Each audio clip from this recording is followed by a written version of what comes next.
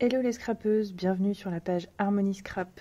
Je vous retrouve aujourd'hui suite à la demande d'une de mes abonnées concernant le Stampin' Pierce. Donc en fait il s'agit de ce tapis en mousse, donc assez rigide. Et elle me demandait en fait à quoi ça servait. Eh bien je vais vous montrer aujourd'hui l'utilisation de ce tapis.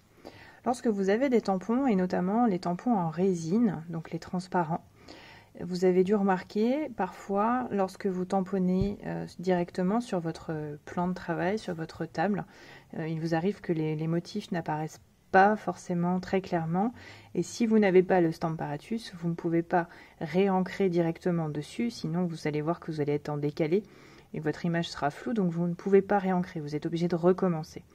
Alors ça n'arrive pas à chaque fois, soyons honnêtes, parfois ça arrive, et en fait ce tapis permet de limiter la casse entre guillemets. Donc je vais vous montrer tout simplement.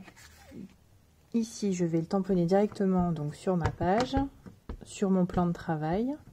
Donc on tamponne bien le tampon en résine et on vient l'appliquer sur le plan de travail ici. Donc il faut appuyer pas mal. Voilà. Bon, j'ai eu à appuyer fort mais finalement ça n'a pas suffi, donc vous voyez, voilà, j'ai le souci ici, il me manque de l'encre sur une partie de mes feuilles et de mes fleurs. Ça m'arrive souvent avec cela, mais pas toujours. En fait, sur les tampons en caoutchouc, il y a déjà une mousse intégrée, donc qui permet une bonne adhésion. Le but de ce tapis, c'est ça en fait, c'est d'avoir une adhésion uniforme de l'encre à poser. Donc je vais réancrer et me mettre sur le tapis. Voilà. On va appuyer bien partout pour s'assurer que l'encre adhère bien. Ces tampons accrochent énormément sur le papier. Et vous voyez là, c'est déjà beaucoup plus net.